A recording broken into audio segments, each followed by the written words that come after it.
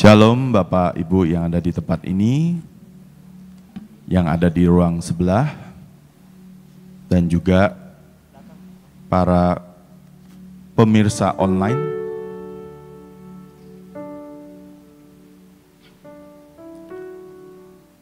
Biasanya saya lebih suka di bawah. Tadi Pak Hadi bilang, soalnya ada yang nanya, kenapa ya Pak Jimmy nggak suka di atas? Supaya tidak menimbulkan kontroversial dan hal-hal yang aneh. Ya udah, saya ikut perintah hambanya. Aman. Mungkin tolong tampilkan slide yang pertama saja.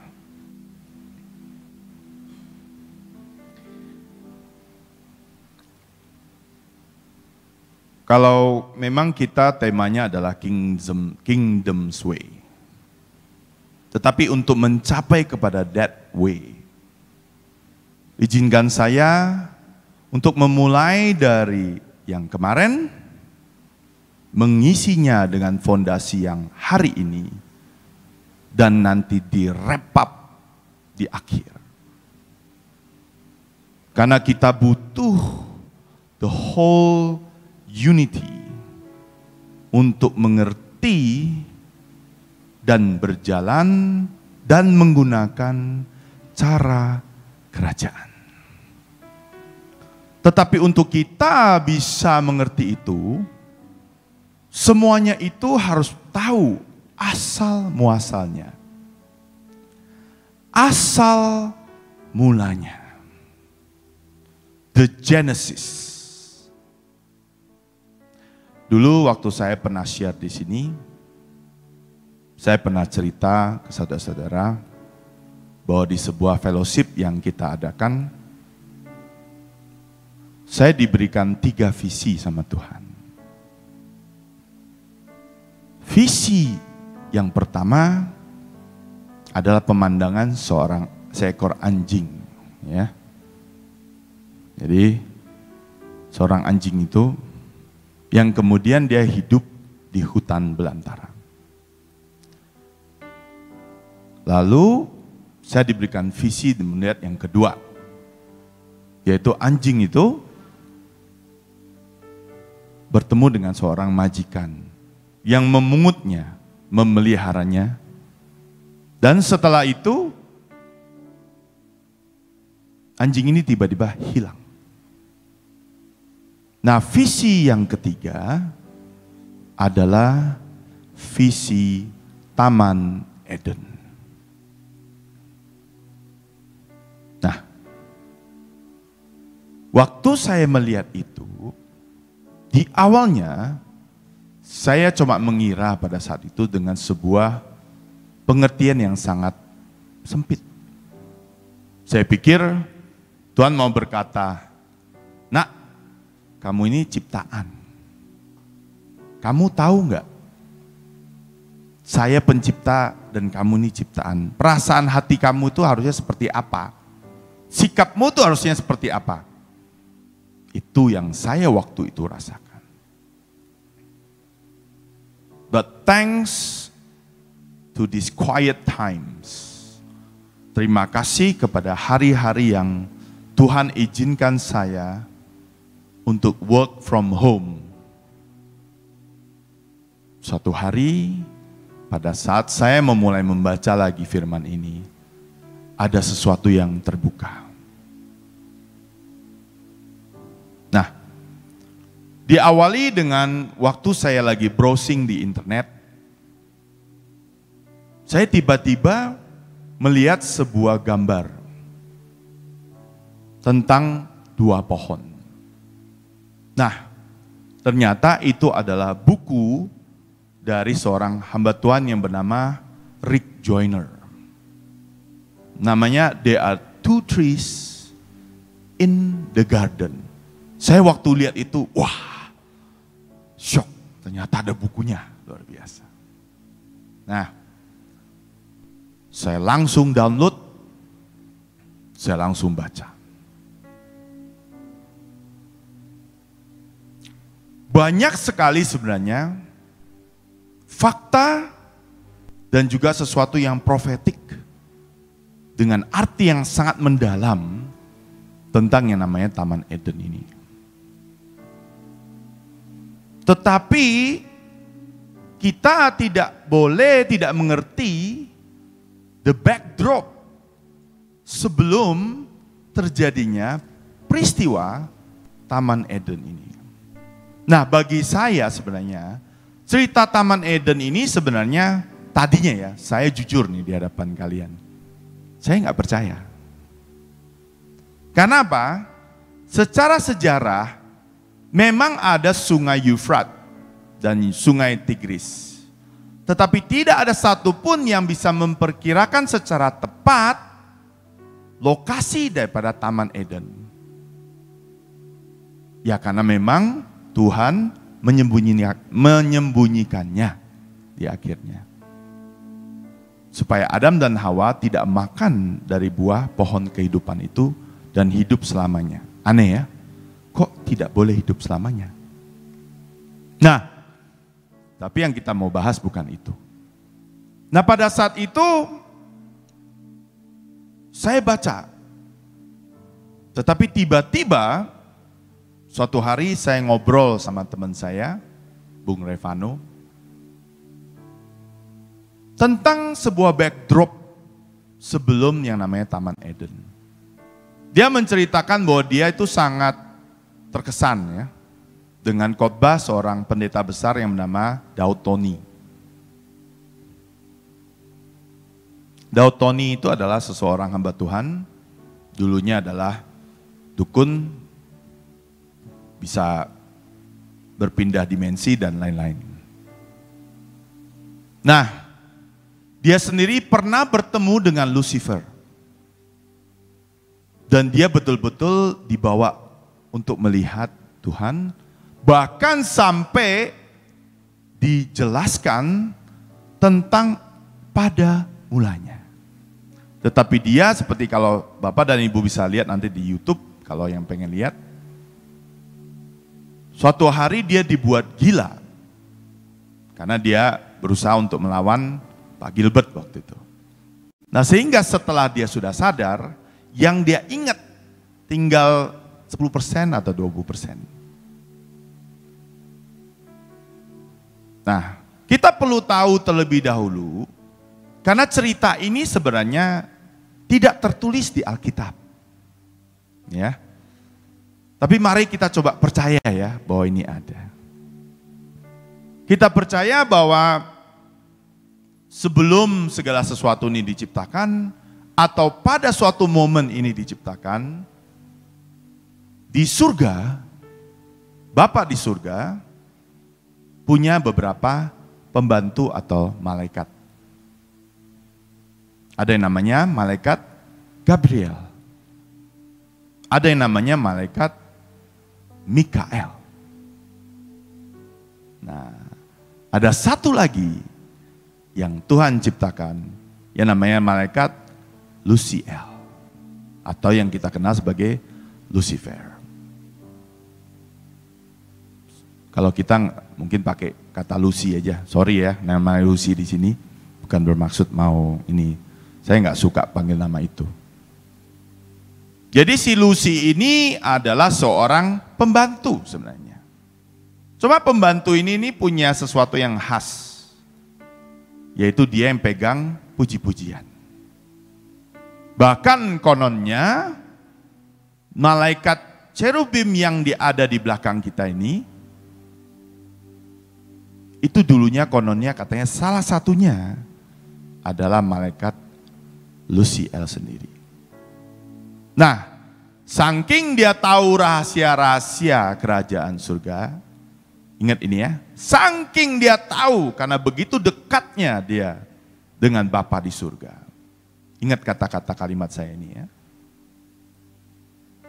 Dia tiba-tiba mulai berpikir, saya enak juga ya kalau jadi Bapak di surga. Akhirnya terjadilah proses pembangkangan. Terjadilah peperangan yang sangat hebat, di mana 2/3 melawan sepertiga. Malaikat Gabriel, malaikat Mikael bertempur melawan Lusiel. Sehingga kemudian kalah dan pada akhirnya malaikat Lusiel itu dibuang. Dan konon katanya dibuang ke bumi. Nah, kalau kita sudah dengar cerita ini,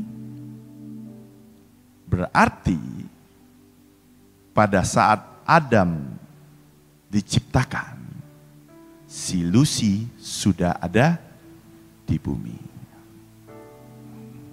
Oke? Kita memakai setting cerita seperti ini. Oke. Sekarang udah saatnya kita baca firman. Kejadian 1 ayat 26.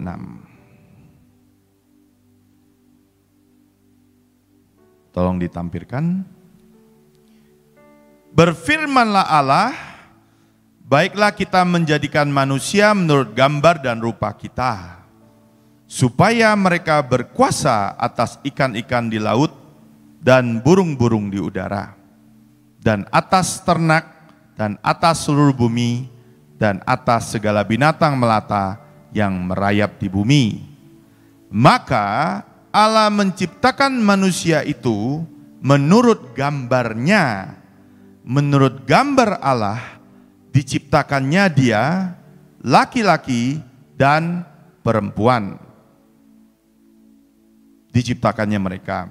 Allah memberkati mereka, lalu Allah berfirman kepada mereka, beranak cuculah dan bertambah banyak, penuhilah bumi dan taklukkanlah itu.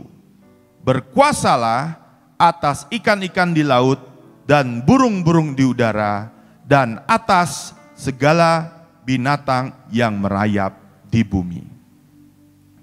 Ini firman Tuhan ya, saudara-saudara.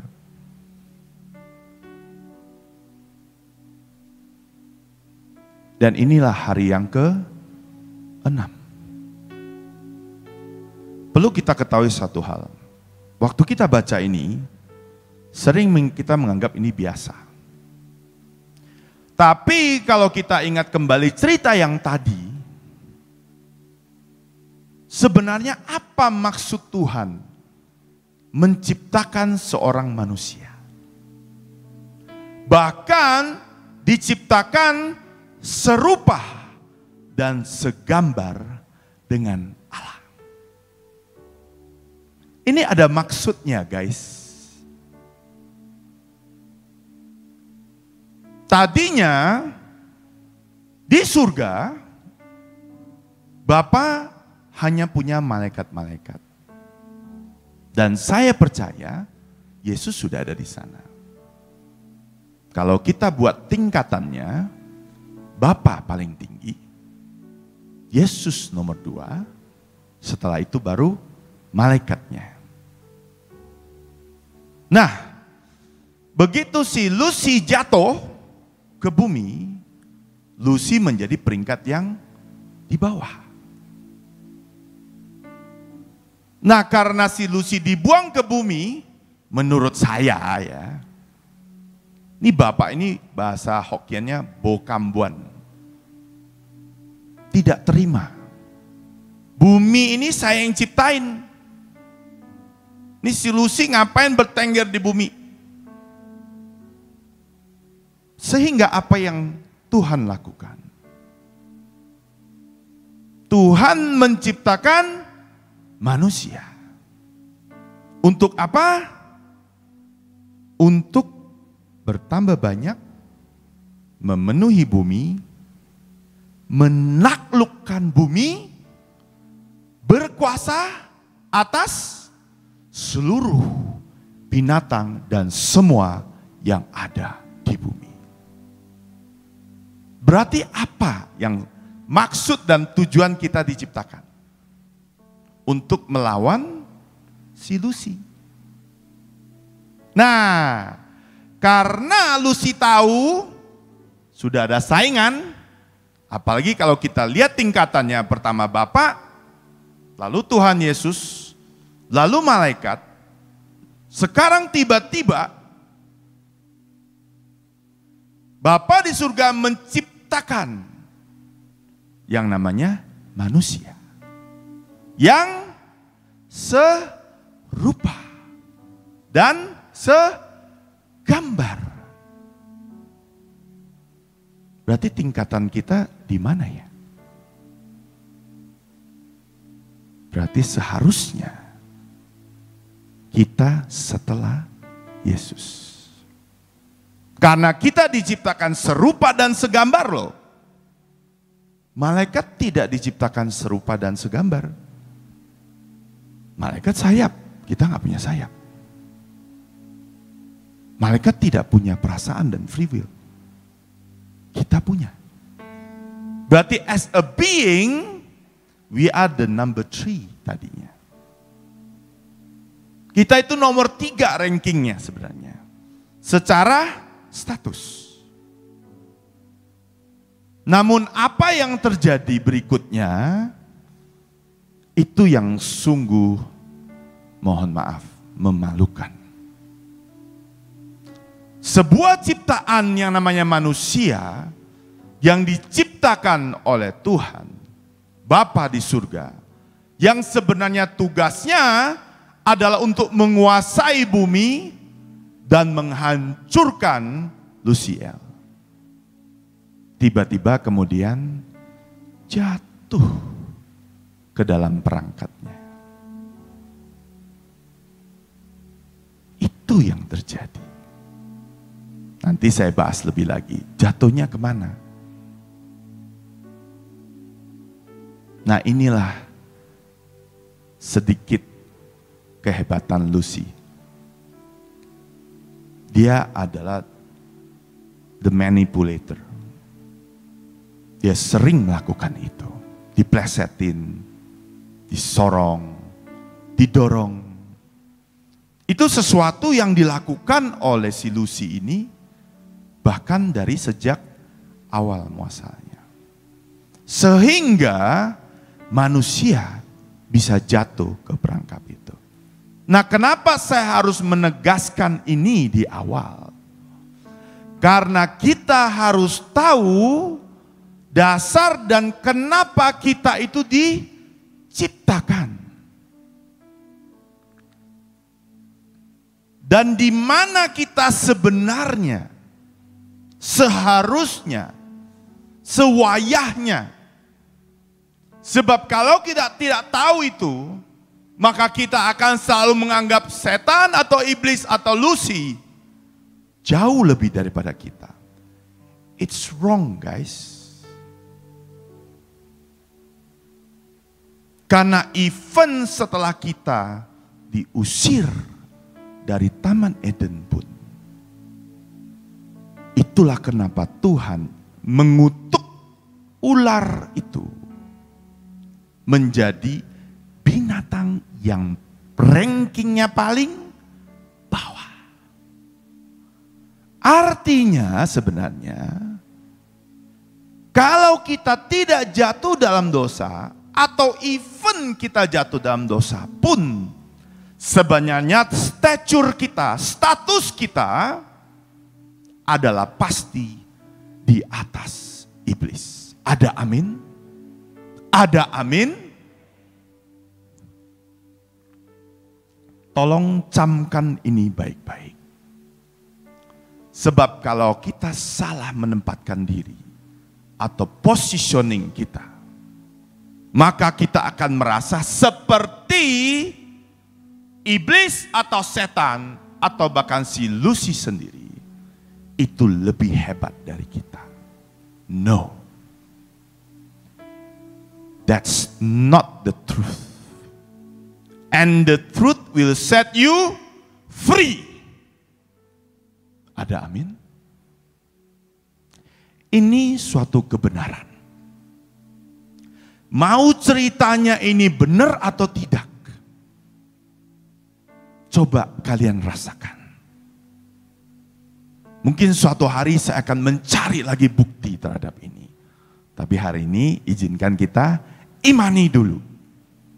Toh kita bukan Daud-Tony yang bisa melihat. Terus percaya dari mana dong? Even di logik saja itu masuk. Karena semua itu memang sebagian besar tertulis di Alkitab. Oke. Nah, pada waktu saya membaca di awalnya buku Rick Joyner ini, dia membahas sesuatu yang bagi saya, wow. Sesuatu yang merubah paradigma saya. Sesuatu yang sebenarnya merupakan jawaban atas kenapa saya pernah tanya sama Tuhan. Tuhan, kenapa sih ya aku itu selalu jatuh bangun? Apa sih yang menyebabkan aku tuh tidak bisa nempel? Setiap aku mencoba, begitu aku sedikit melenceng, udah tuh kedrek jauh. Melenceng jauh, menjauh dari Tuhan sendiri. Suatu ketika di akhir tahun lalu, saya benar-benar sampai istri saya bilang, wah itu bahaya sekali. Saya nggak pernah cerita sama istri saya. Betapa kemarin begitu saya seperti yang saya ceritakan, saya diberikan mandat new season. Sejujurnya saya itu tidak terima. Selama berbulan-bulan saya menikmati dunia. Saya bilang sama Tuhan, Tuhan maaf minggir dulu ya. Itu yang saya lakukan. Saya nikmati perjalanan saya ke Jepang, All New di Singapura, full daging. Nah, pada saat saya berdoa, tumben. Setelah itu saya berdoa, waktu fellowship itu saya bilang, Tuhan, sejujurnya saya tersiksa. Tuhan, kenapa aku seperti ini? Tetapi waktu itu saya tidak mengerti kenapa Tuhan berikan justru Taman Eden. Tapi hari ini saya diberikan pengertiannya. Saya bisa cerita kepada saudara suatu kebenaran yang akan membebaskan kita semua. Nah, seperti kita tahu dan seperti apa yang Rick Joyner bilang. Sebenarnya sejak yang namanya manusia Adam dan Hawa makan buah itu,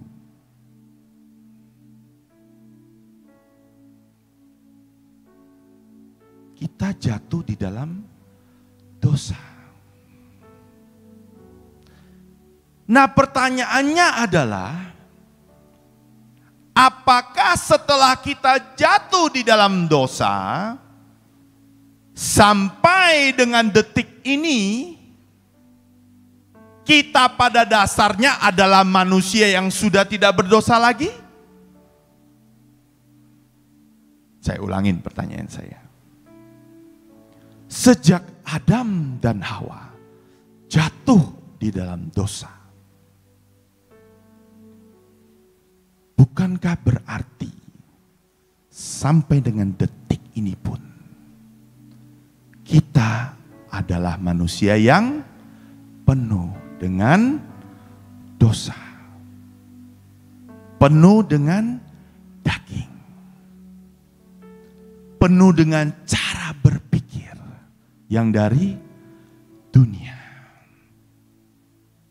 Itulah sebabnya pada saat Yesus dilahirkan, dia tidak pernah lahir dari seorang manusia.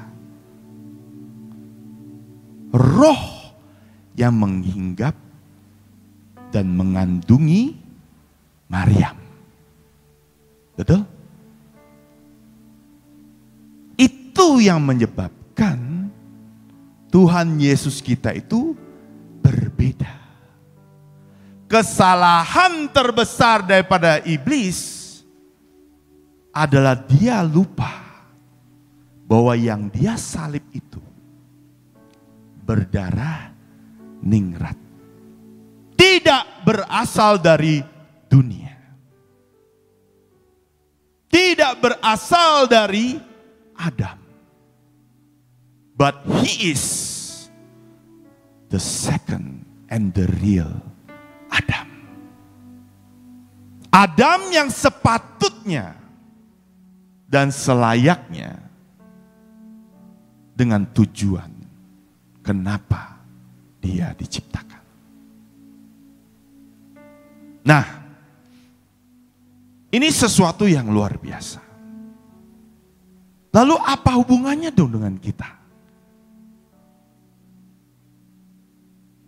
Rick Joyner dengan secara profetik berkata, kita harus bisa tahu bahwa di dalam hidup kita ini selalu ada dua pohon ini. Pohon kehidupan atau the tree of life dengan pohon pengetahuan yang baik dan jahat, atau the tree of the knowledge of the good and evil. Dilambangkan menjadi antara tree of life, yaitu Yesus itu sendiri, hidup itu sendiri, dengan yang namanya pohon pengetahuan yang baik dan jahat. Sebenarnya pohon pengetahuan yang baik dan jahat, kalau di dalam ayatnya itu diciptakan oleh Tuhan. Ya. Kita lihat ke ayatnya sebentar.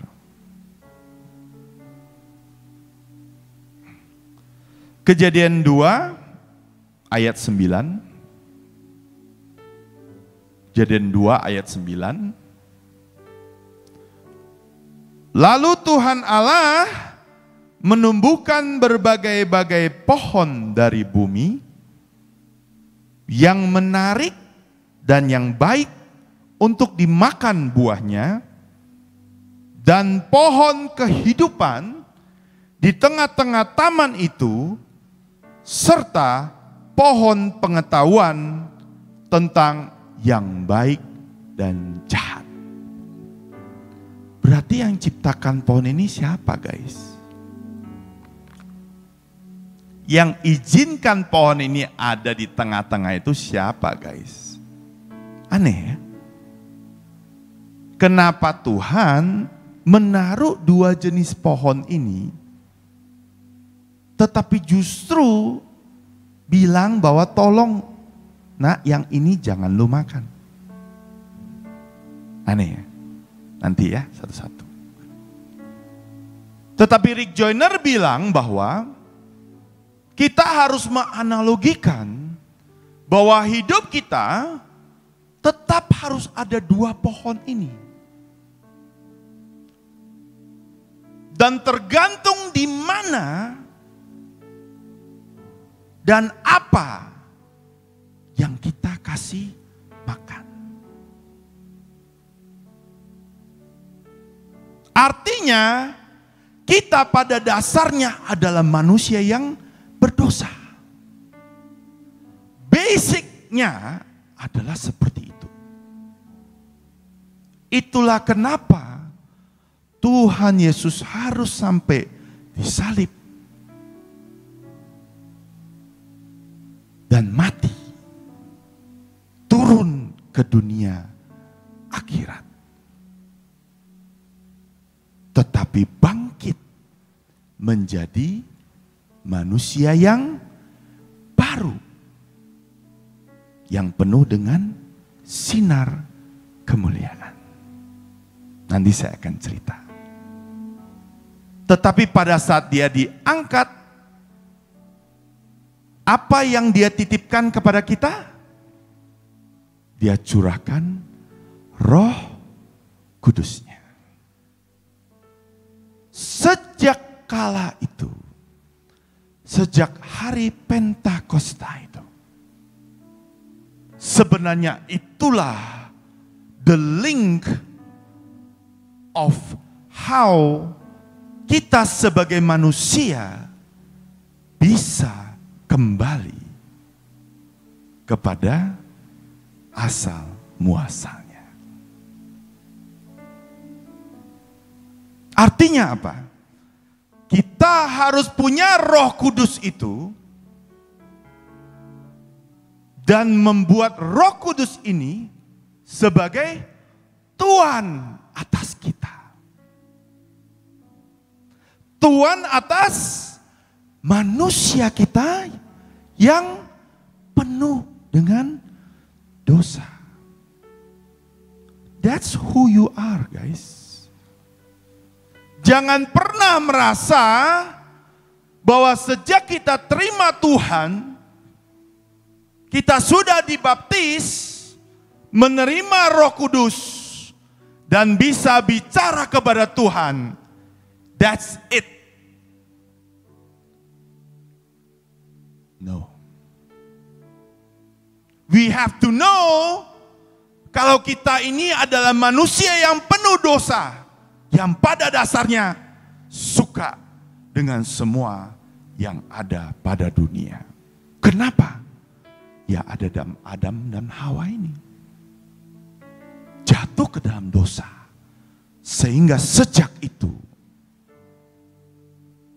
siapa sih yang tadinya menjadi Tuhan atas kita? Sehingga berkali-kali sejak saat itu sampai datangnya Tuhan Yesus, baru kita sebenarnya bisa dibebaskan dari kutuk itu. Tetapi itu tidak pernah bisa hilang. Dan kita harus sadar itu. Sampai kita diangkat ke surga. Oleh karena itu, bagi saya, this is a warning. Saya nggak menyumpahin kita ya. Guys, kita ini orang-orang sakit. Kalau sakit itu, kudu minum obat. Apa itu obatnya? Obatnya adalah setiap pagi, jam 4 pagi, jam 5 pagi. Kalau yang agak malas, jam 6 pagi. Yang udah agak telat bangun, jam 7 pagi. Memulai dengan minum obat. Kalau kita tidak memulai dengan minum obat, obatnya itu bisa expired. Kenapa saya katakan seperti itu? 40 hari Yesus berpuasa. Setelah itu Yesus 3 kali dicoba oleh iblis. Di kala itu Yesus sangat sakti. Ditengking semuanya. Yesus menang. Setelah itu Yesus memulai perjalanannya. Saya pernah bahas ini waktu yang faith, hope, and love. Ingat saudara-saudara, di penghujung jalannya, di Taman Getsemani, dan pada saat Yesus disalib, ada 2 statement yang Yesus waktu dia sebagai manusia katakan. Statement pertama waktu di Golgota, dia sempat berkata,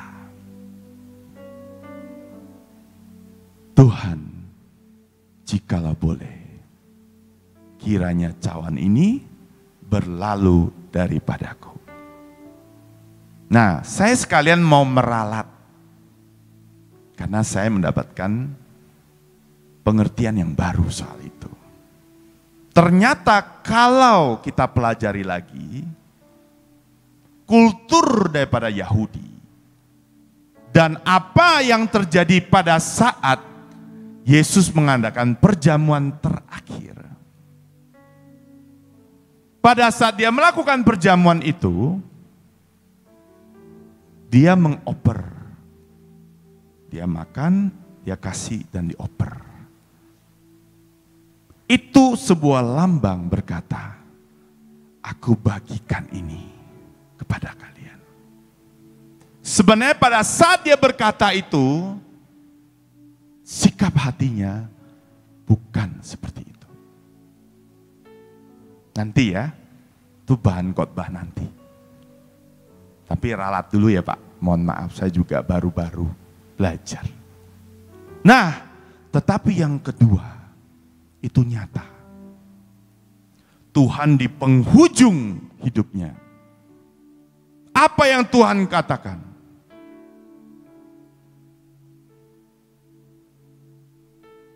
Bapakku, kenapa engkau meninggalkan aku? Itu tanda daripada apa guys? Itu tanda di penghujungnya tetap ada manusianya yang keluar. Penderitaan yang tidak bisa dilalui oleh siapapun sebenarnya. Dan di penghujungnya tetap daging ini dengan suatu kesakitan yang luar biasa tetap keluar yang namanya daging.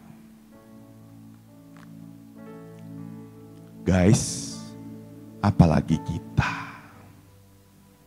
Tuhan itu membuktikan dengan finish strong.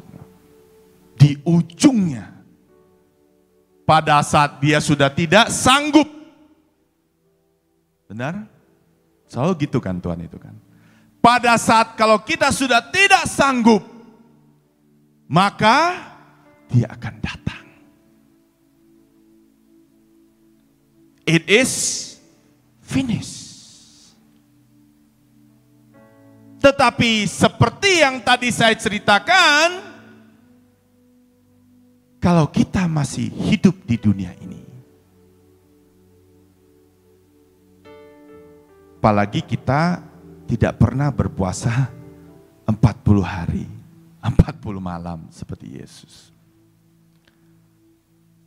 Jangan pernah merasa bahwa kita itu sudah sakti mandraguna.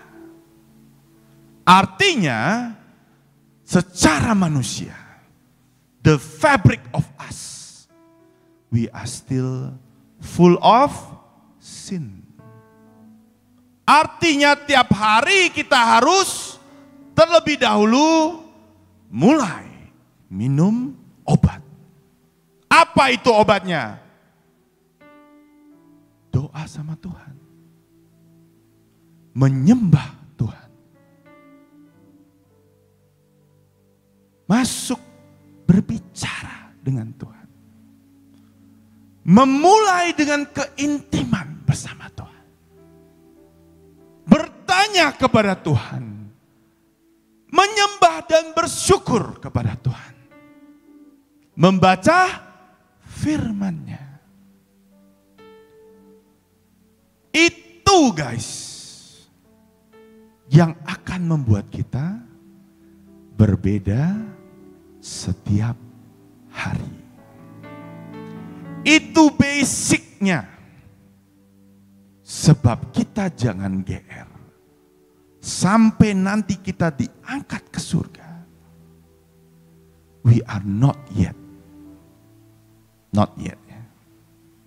Tetapi seberapa besar Tuhan yang ada di dalam kita dan Roh Kudus itu, sehingga tergenapilah firman yang berkata, biar engkau yang di dalamku lebih besar, lebih besar, lebih besar. Ada amin? Ada yang mengerti?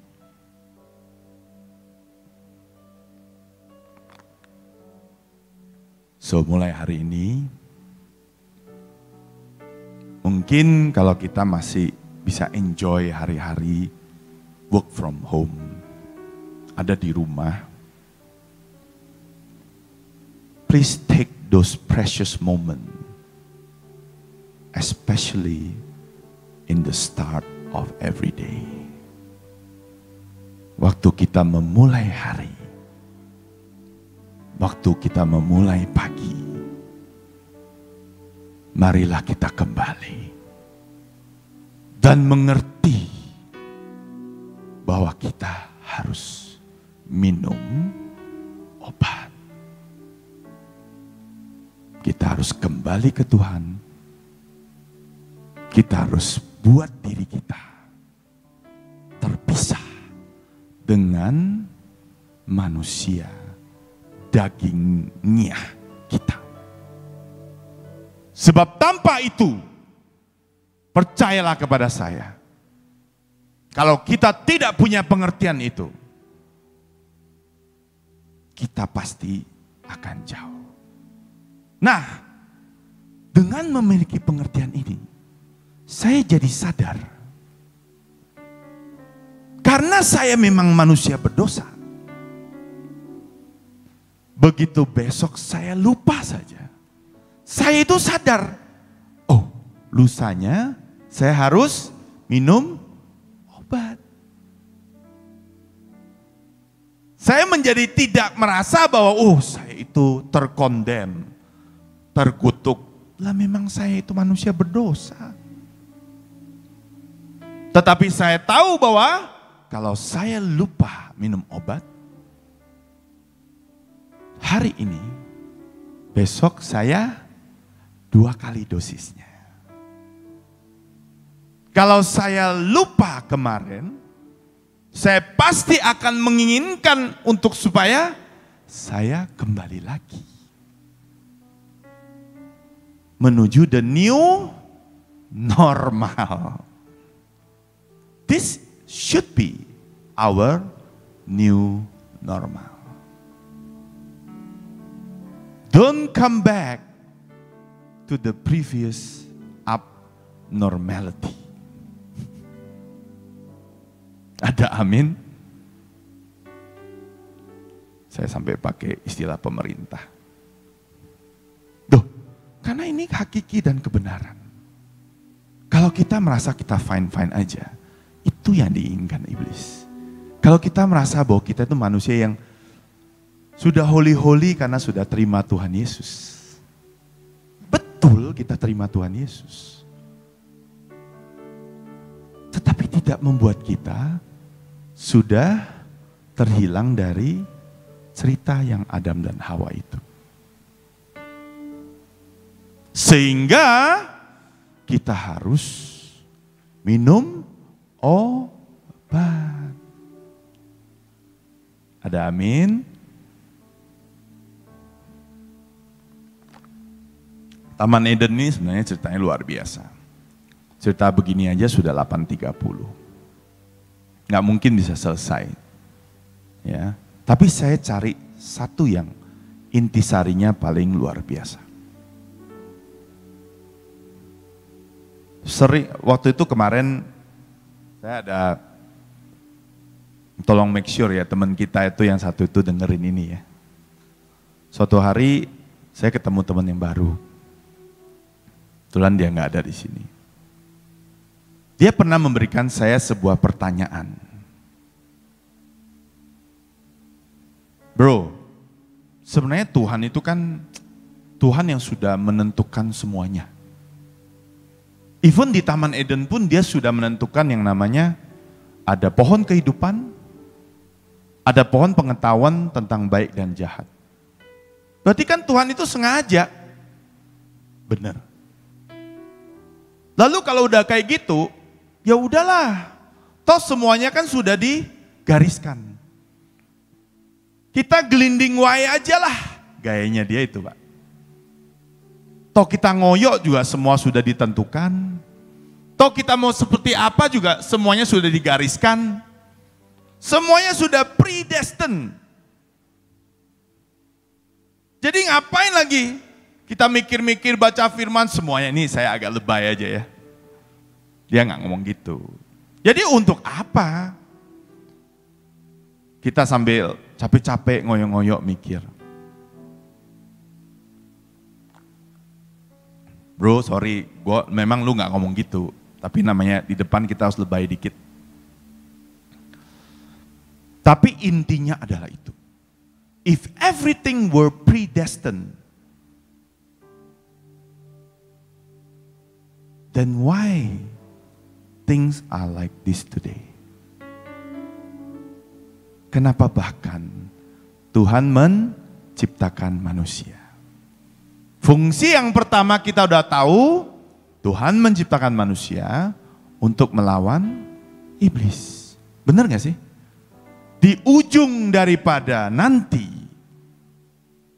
peperangan terakhir kita kita bersama Sang Mesias kita yang akan turun dan bersama dengan tentara-tentaranya. Kita ini, kita akan perang melawan sekali lagi. Itu destiny kita, guys. Destiny manusia adalah itu. Gak ada yang lain. Ntar malam saya bahas ini.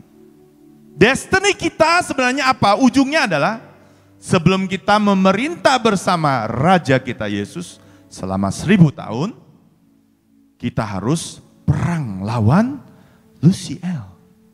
Itu destiny, guys. Sejak kita diciptakan dan sejak firman ini ada di kejadian-kejadian yang pertama dan kedua, destiny kita pada akhirnya adalah untuk perang melawan Lucifer. Nah, untuk menjawab pertanyaan teman saya ini, sebelumnya saya sudah mendapatkan satu pengertian.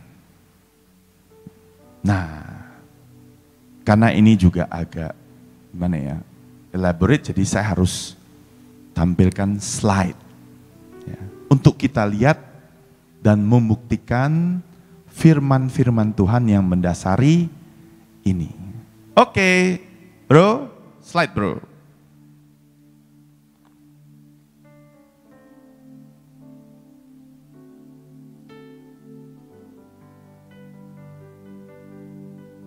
Oh ya, sekali lagi saya mohon maaf, bukan saya mau ke Inggris-Inggrisan. Ya. Sejujurnya ini saya dapatkan, saya ambil intisarinya dari seorang pendeta Messianic Jews. Jadi dia bilang bahwa di dalam Taman Eden ini kita bisa mengambil arti-arti profetik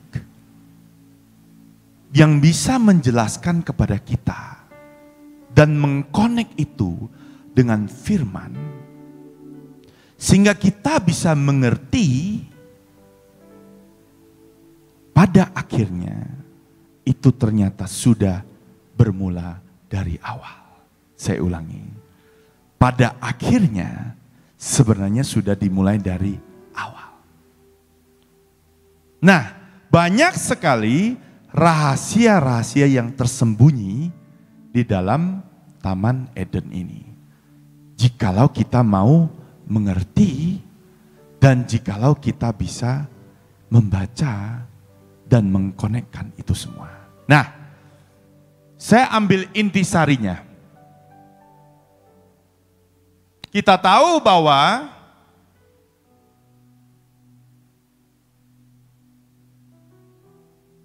Eden, lalu Tuhan buat taman. Ingat ya. Eden, lalu Tuhan bikin taman. Kenapa seperti itu? Nanti saya akan cerita. Sampai hari ini makanya saya bilang, lokasinya sampai hari ini itu masih diperdebatkan. Seperti yang tadi saya cerita, ada deep spiritual prophetic meaning yang terkandung di dalam cerita Taman Eden. Next.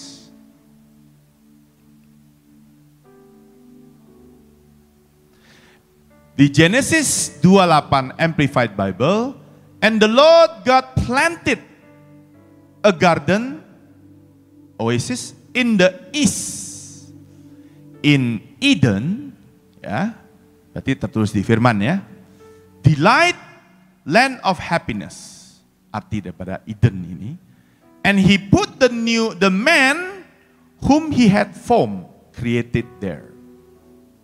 Jadi Tuhan menanamkan manusia di dalam Taman Eden ini. Next. Ini bukan sebuah taman yang biasa-biasa, tetapi adalah sebuah tempat, a dwelling place of the Most High God.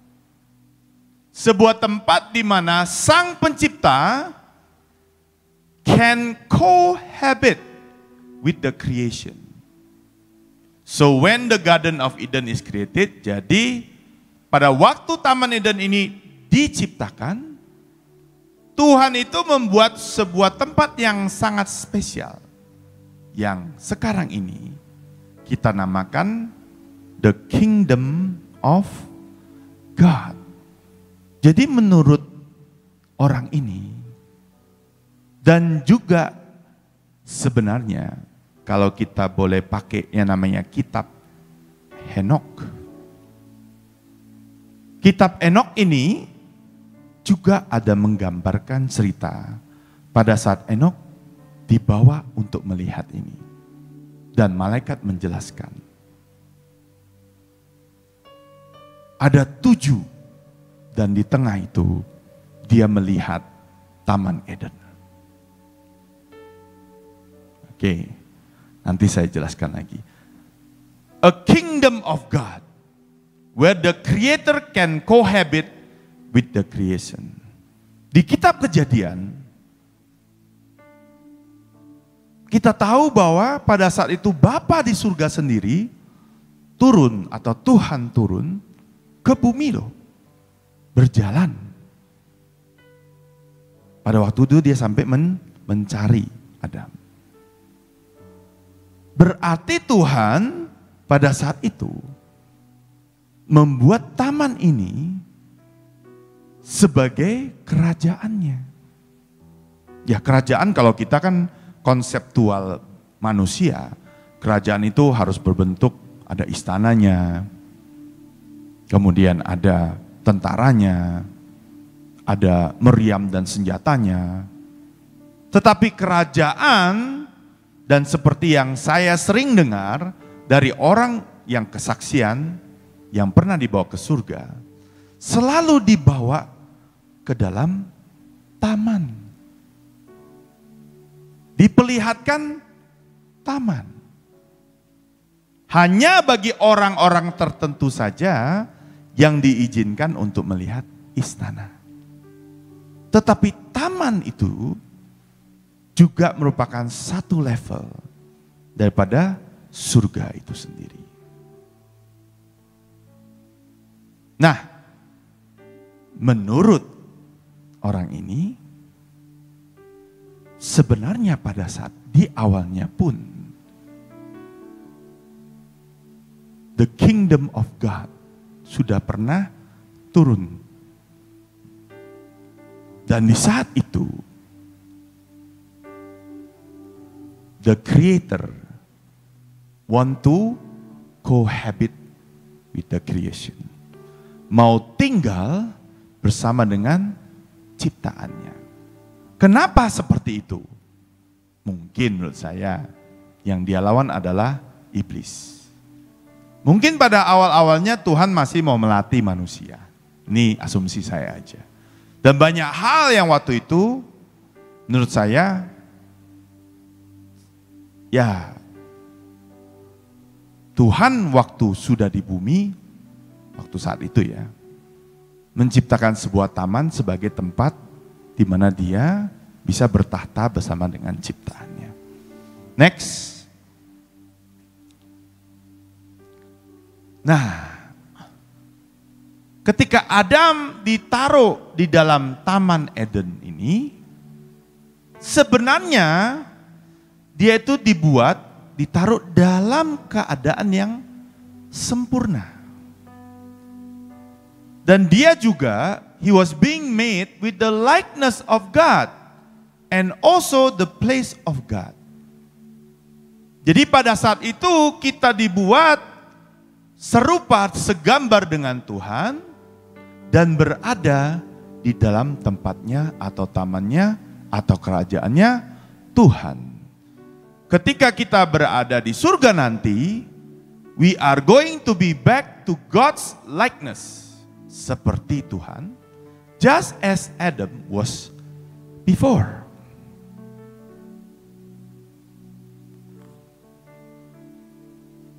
Pada waktu Tuhan Yesus bangkit, tertulis ya, ada sebuah sinar. Sebenarnya, sejak awal ciptakan, Adam itu bersinar. Karena he is created with the likeness of God.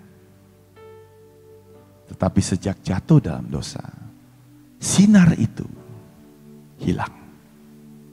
Pada waktu sinar itu hilang, dia melihat dirinya telanjang. Karena kalau tubuh kita bersinar, mungkin bagian itu tidak kelihatan.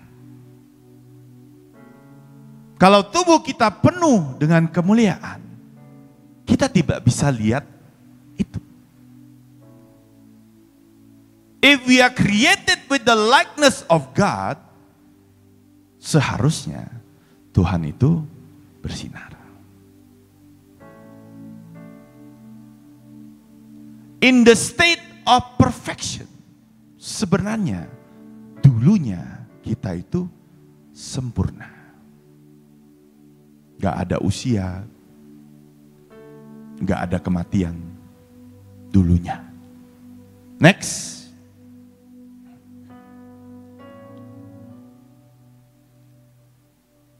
Mazmur 17 ayat 15. As for me, I shall see your face in righteousness. I will be fully satisfied when I awake to find myself seeing your likeness. Next.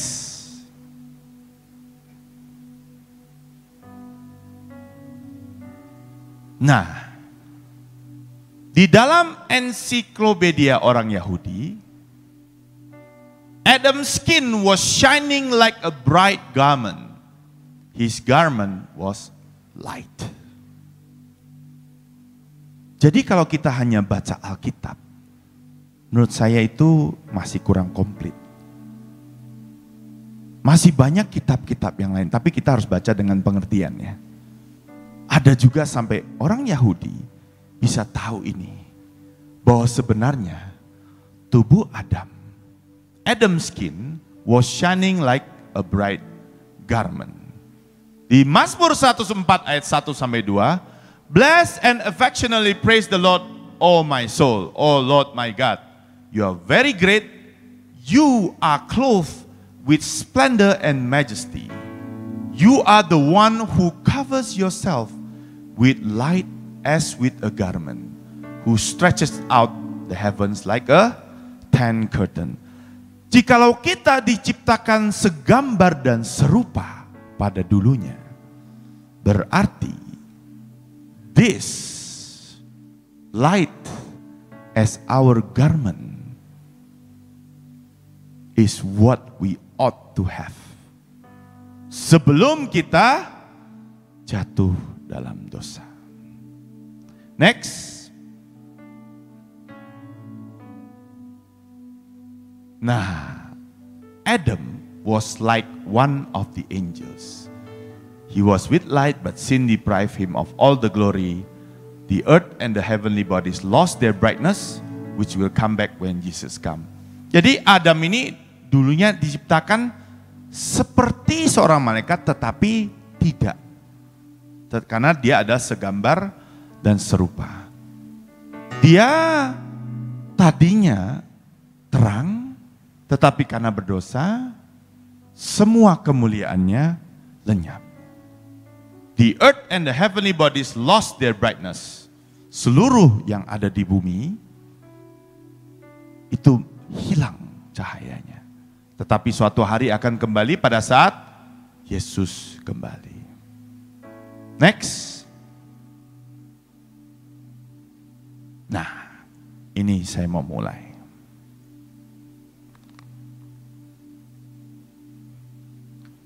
Tadi kan kita udah baca firman-Nya yang berkata bahwa Tuhan itu menciptakan baik pohon kehidupan maupun pohon pengetahuan yang baik dan jahat.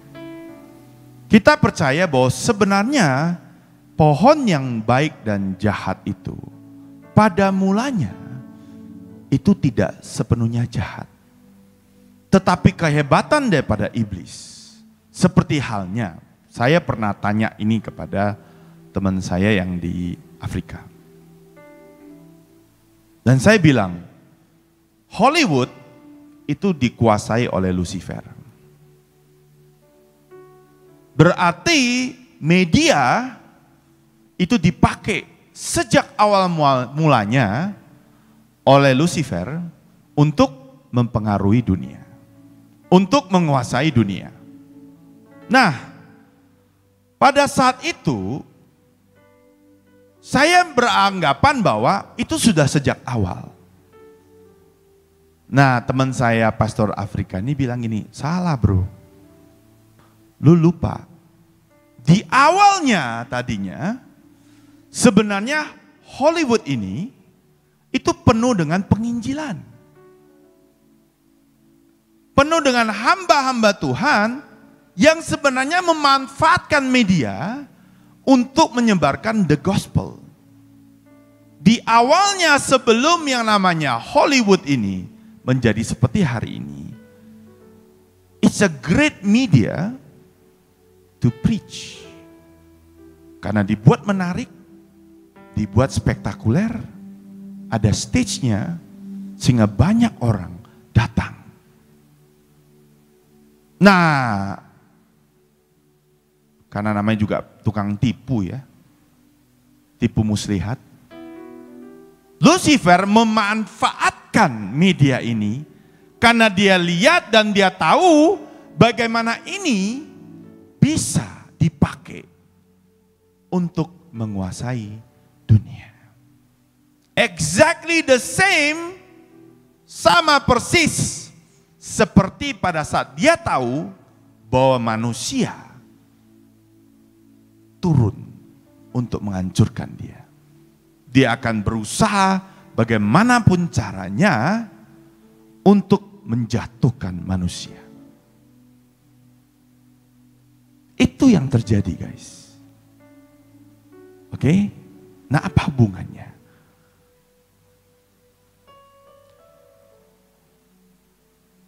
Ada dua pohon ini dan dua pohon ini ditaruh di tengah.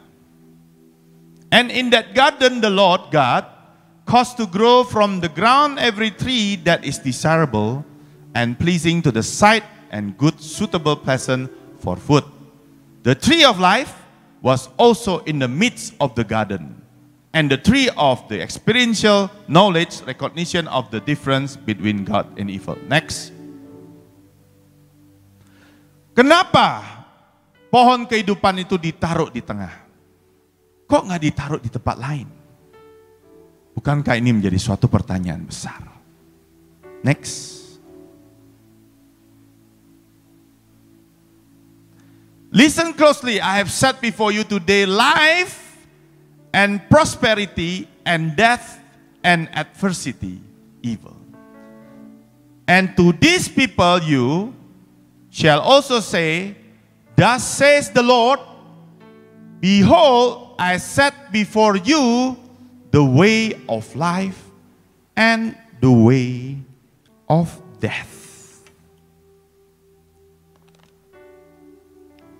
here comes the hard part. Kenapa Tuhan menaruh ada dua? Saya ceritakan suatu pengalaman yang real. Ya. Jadi ceritanya saya pernah cerita dulu di suatu tambang saya. Saya itu di sebelahnya ada satu tambang yang luar biasa besar. Potensinya ya.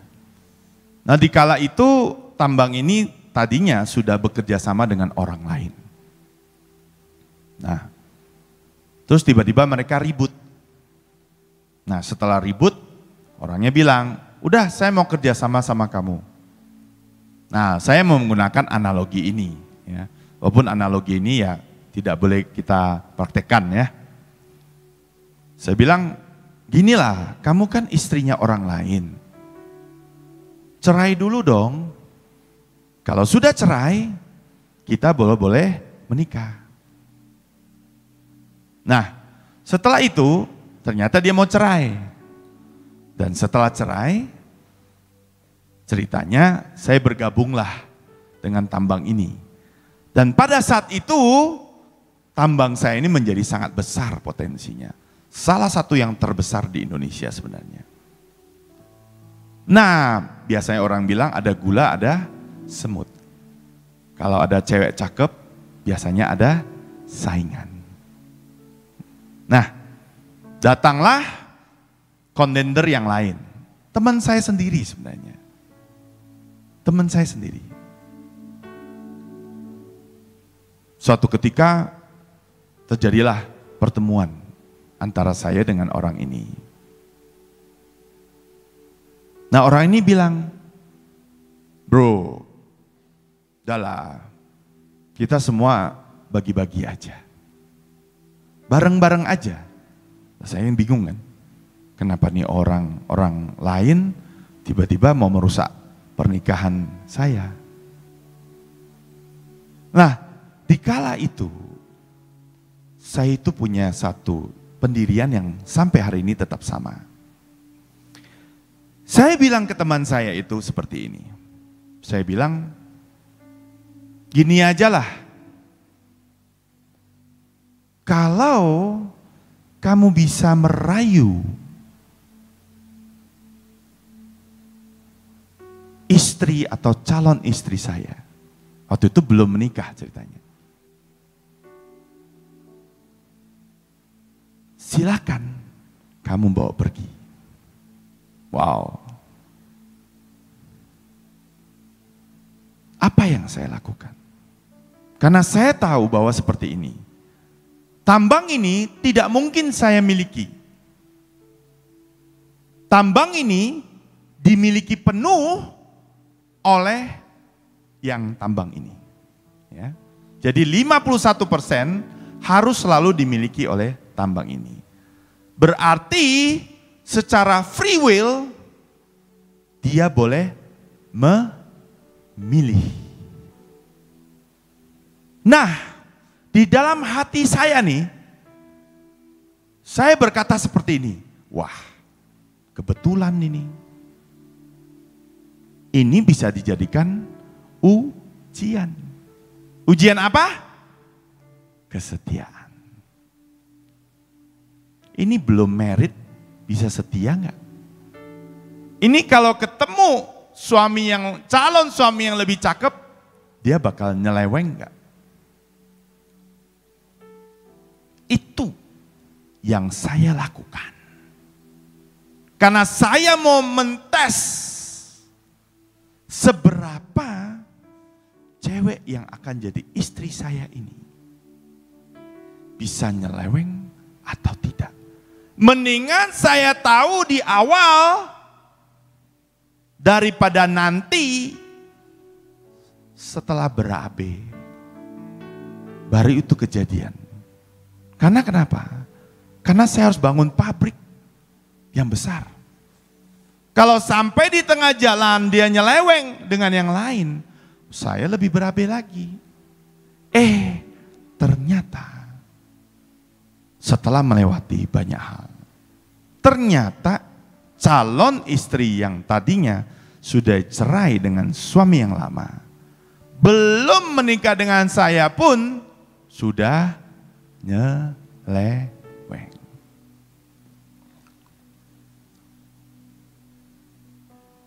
Nah, apa hubungannya dengan cerita ini dong?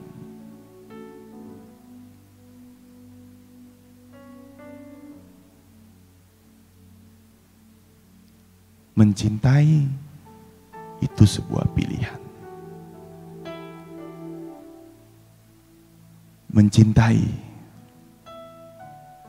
itu sebuah ketetapan.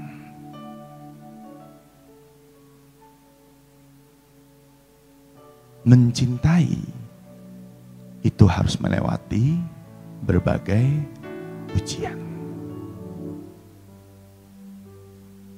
Ada amin, saudara-saudara? Ya dong. Next.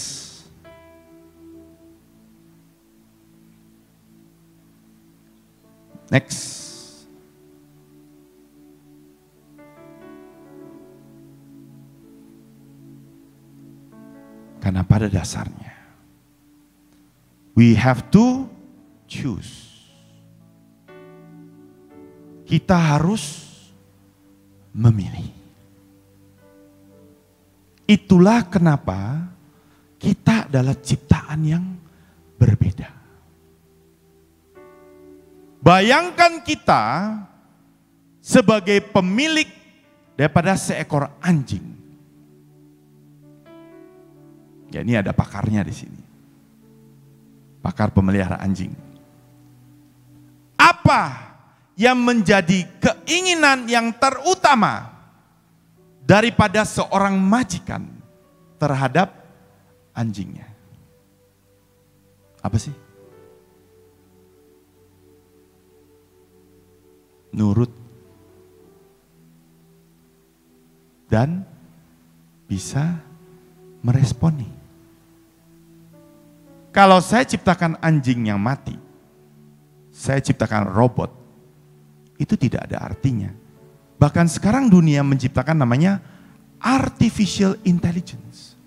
Sampai mereka memprogram emosi ke dalam artificial intelligence. Untuk menciptakan robot yang punya logik dan perasaan seperti manusia. Wow.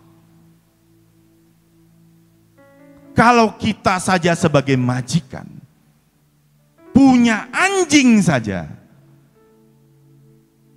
kita pengen dia itu sayang sama kita, datang.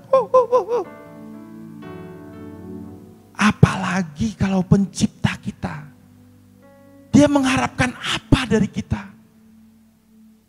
Kita ini ciptaan, guys. Kalau bahkan diciptakan serupa dan segambar, that's an ultimate privilege.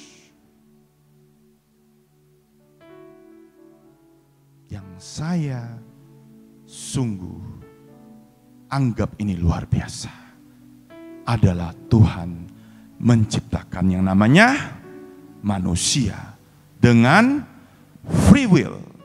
Why? So we can choose.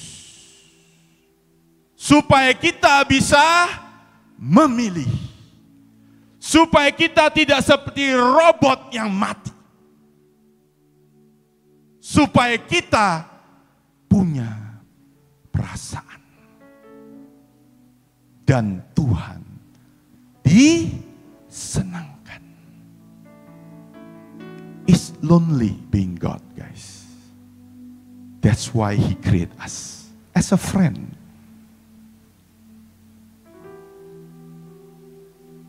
But when He created us segambar dan serupa, Dia juga menciptakan kita dengan the free will. Suatu hari Tuhan cerita gini sama saya, bayangin nak, gue punya pembantu nih, yang namanya Lucy, itu membangkang saya. Padahal dia gak punya hak itu. ciptain kamu, kamu juga gitu. Dalam. Ampun Tuhan, ampun. Yang mengerti, mengertilah. Itu dasarnya. We have to choose because we have free will. We are able to choose for the reason of why we are created. Nah, next.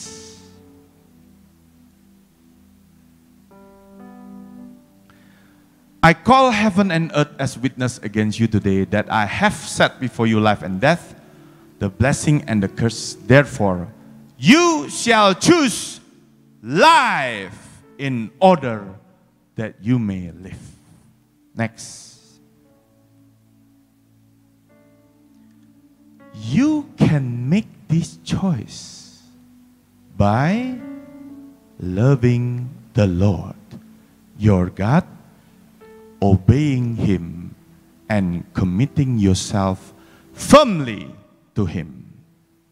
This is the key to your life.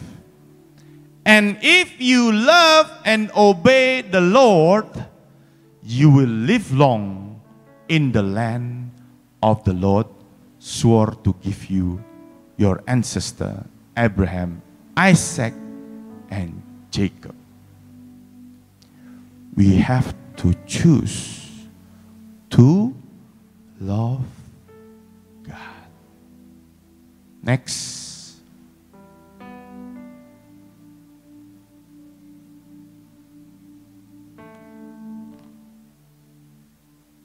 Jadi kenapa harus ada 2 pohon? Karena kalau itu cuma 1 pohon, pohon kehidupan itu saja, mana choicesnya? Where is our love yang gagal pada saatnya itu? Dibuktikan oleh Adam dan Hawa. Padahal sudah dikasih tahu, jangan makan buah itu, nak. Because you have free will, my son. Aku udah ngomong jangan makan. Jangan pilih yang itu. Karena di dalammu ini ada free will. Aku berikan itu kepadamu sebab aku ingin engkau punya pilihan itu untuk mencintaiku. Karena benda mati tidak bisa mencintai kita. Anjing aja bisa loh mencintai kita. Anjing adalah hewan yang paling setia. Yang kita tahu, saking setianya, dia bisa menemani sang majikan yang sudah mati itu sampai dia pun mati. Lah kita ini yang katanya tingkat ketiga lebih tinggi. Lah kok kita tidak punya kemampuan untuk memilih dan mencintai? So to answer the question, perhaps one of the most important reason kenapa harus ada 2. Karena kita harus memilih. Sebab kita bukan benda mati. Dan kita bukan robot. Pencipta kita menginginkan sesuatu yang namanya cinta. Cinta yang hidup. Yang berasal dari hati kita. Bukan karena dipaksa, tetapi berasal dari hati kita.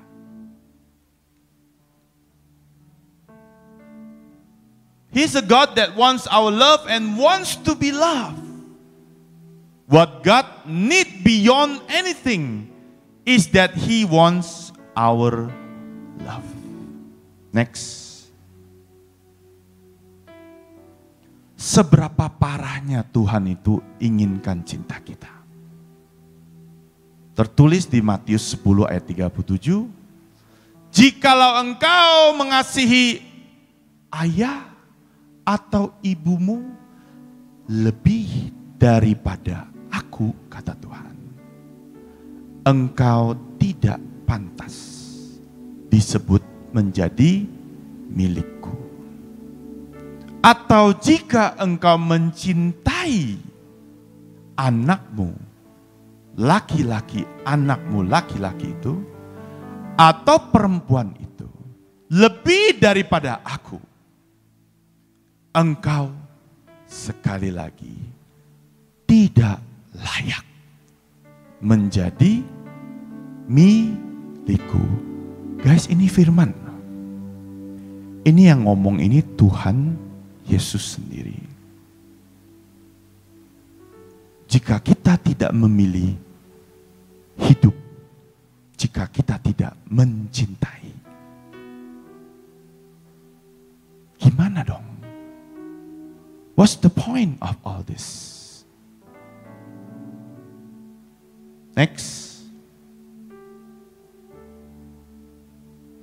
Seberapa kita tiap pagi datang kepada Tuhan, menyembah Tuhan, dan menyatakan cinta kita kepada Tuhan, seberapa kita tiap pagi mencintainya.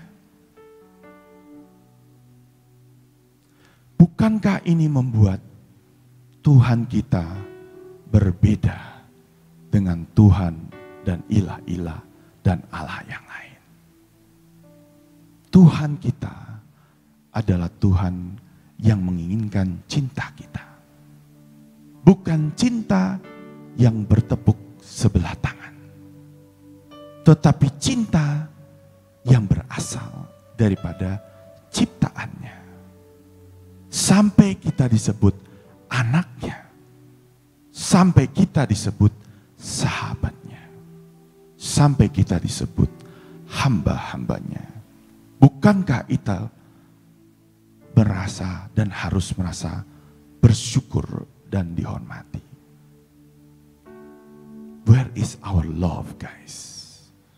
Where is it today? Where is it?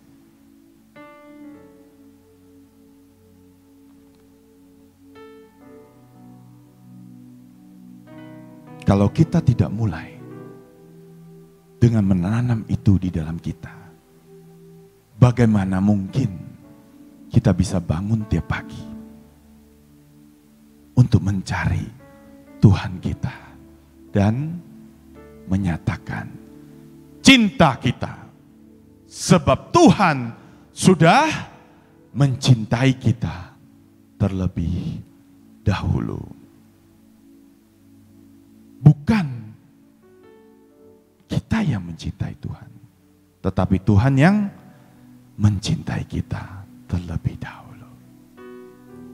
Next.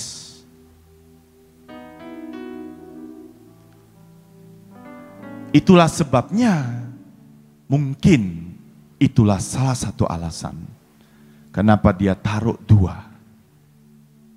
Jadi kita bisa memilih dan kita bisa mengekspres cinta kita. Berarti pertanyaannya, is everything predestined? Apakah segala sesuatu itu sudah semuanya ditentukan? Menurut saya, ada yang iya, ada yang tidak. Ada yang harus kita yang memilih. Karena terbukti Adam dan Hawa toh jatuh. Nangkep gak guys? Adam dan Hawa toh jatuh.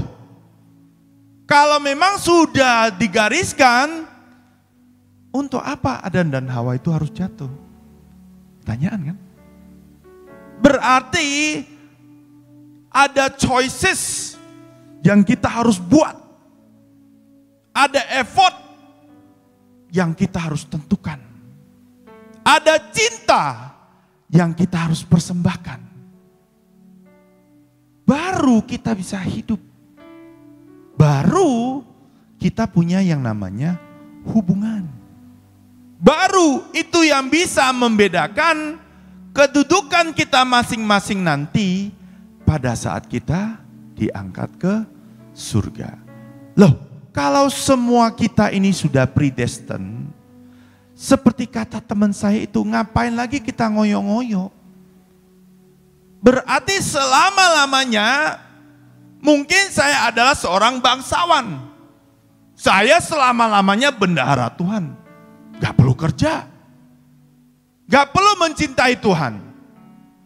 Semuanya udah pasti jadi kok. We don't need to choose. Because everything, semuanya sudah ditetapkan. Ada amin? Berarti there are things that is not decided yet.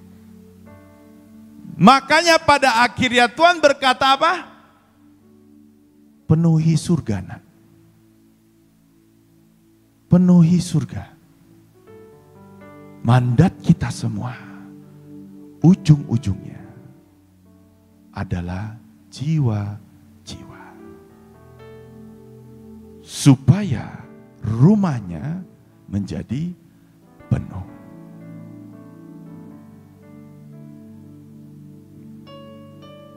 Ini topik memang simple. Tapi untuk menjalaninya berat. Pengertian Taman Eden tidak coba sampai di sini. Kalau ada lain kali, saya akan bagikan.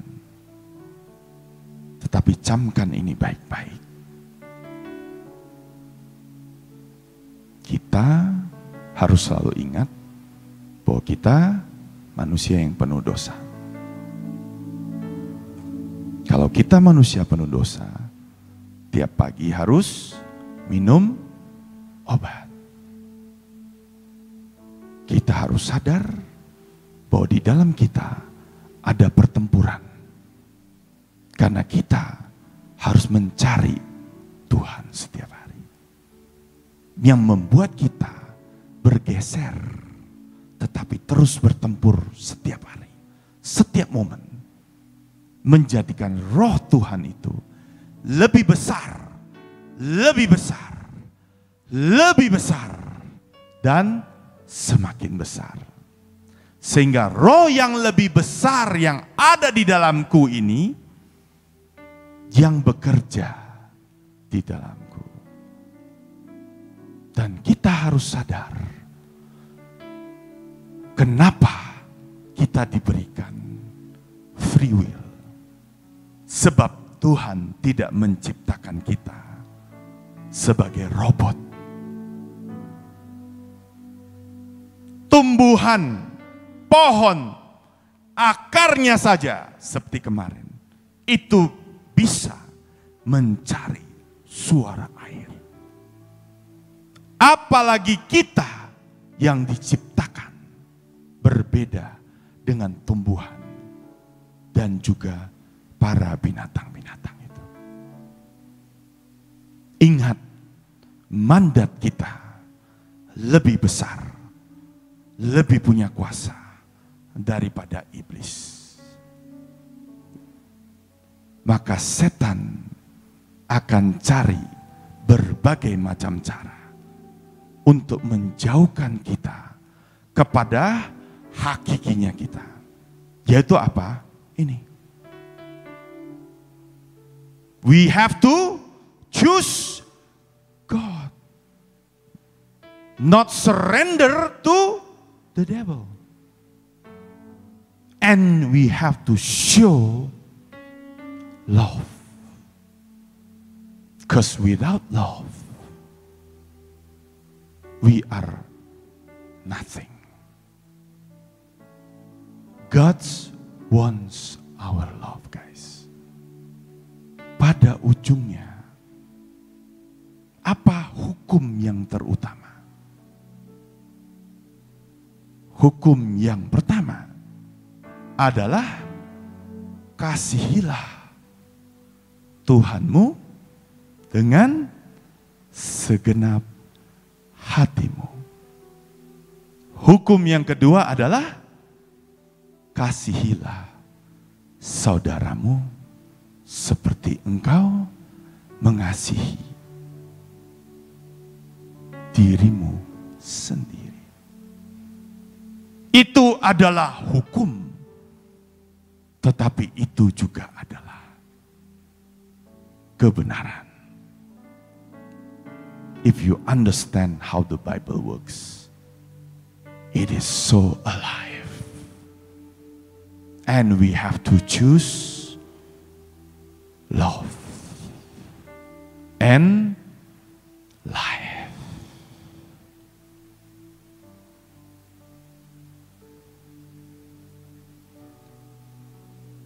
Terima kasih Tuhan.